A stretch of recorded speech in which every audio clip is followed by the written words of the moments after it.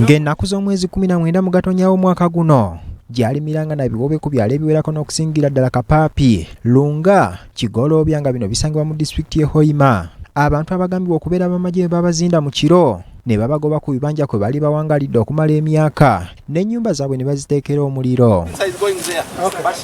Okusinziira ku Abaagobwa, ettaka liwezaako obugazi bwa sikweya mayiro 5 ng'abantu Abaagobwa basoba mutwalo mulamba, era nti ettaka lino kitundutundu ku eryo omudumu gw'amafuta ogugenda e Tanzania we gugenda okuyita.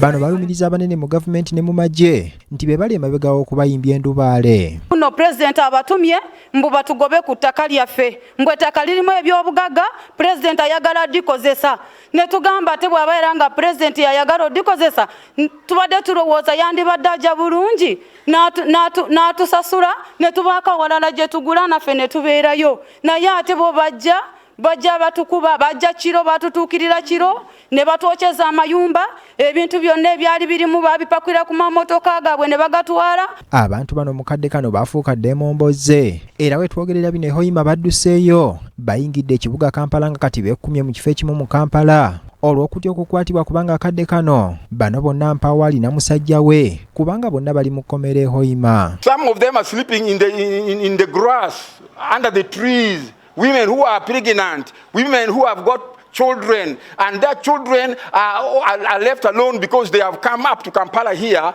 to seek for a letter for help. Waliwo omuzira kisomo yabawadde Kiyumba mwe Basula kyokka kikutte mu mbinabina nga kwotadde n'obutama mu madirisa kati teeberezaamu ekiro ng'enkuba etonnye. Bagamba okumala ebbanga balajjanidde buli gwe kikwatako abayambe badde ku ttaka lyabwe kyokka nga basiwa nsaano ku mazzi. Bwebakukuba ogenda ku poliisi ne bakugamba tebayinza kikolako kubanga kintu kya gavumenti nabo bakitya. Bw'ogenda mu RDC akugamba naye tayinza kikolako kintu kya gavumenti. Kyokka kati tuli wano abaana baffe bali eyo babonaabona naffe tuli wano tubonaabona.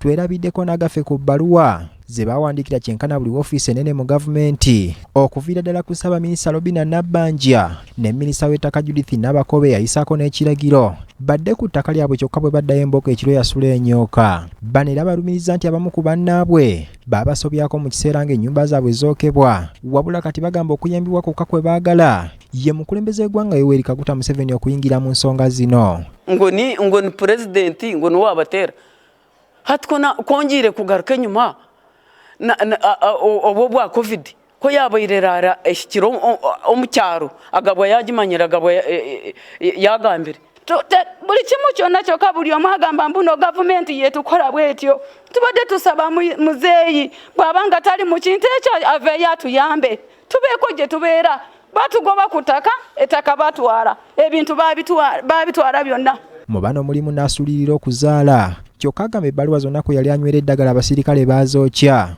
Omwami wanje ne bamulonda ne benda kumuta mu kihome akahereza amezi 2 nayeshereka nandakomwa ndakura na kiza na stone nubabe ne benda kumuta mu kihome na hata yesherekire hata obundi aha natsigaze ebiro byo kuzaara obundi aha na hata nyino bwo za kadi zona zo kuzaaraho bakazokyeza omumaju. Tekimanyiddwa muzira kiseeba wadde ekiyumba kino okusulamu agenda kubagumiikiriza paka ddi ye singa abagoba banaddaluddawa. Tugezezzaako okunoonya amagye ku bigambibwa nti ge gagoba abantu bano ku ttaka kyokka kaweefube waffe agudde butaka. Byonna mu ggwanga lyattu Uganda bwe tweyongerayo poliisi